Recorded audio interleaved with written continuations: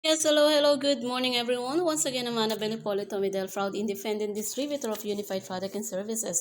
Our step-by-step tutorial for today is how to fund our reseller loans. So, punta po tayo sa ating Unified apps. So, kung makikita nyo dyan, naka-login na ako. So, makikita nyo agad yung gift. Basta may laman po yung ating e-cash, pwede tayo mag-fund o magpasa ng loan sa ating mga reseller. Gift to the left, to the right. So, may tatlong tudlok. Click po natin tatlong tuldok. Transfer eCash funds. So, dealer's code, ito po yung dealer's code ng account na ito is G12569 6958. So, make sure tama po para iwas error. Then, ang red code ng ating reseller, na-copy ko na po. So, amount is 300 daw po.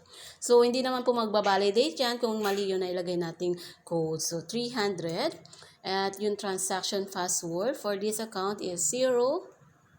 Bakit sinashout ko? 70. That's all. So, makikita niyo po dyan. So, meron na pong password. So, once again, I'm Annabelle Polito Medel, proud independent distributor of Unified Product and Services. Good morning.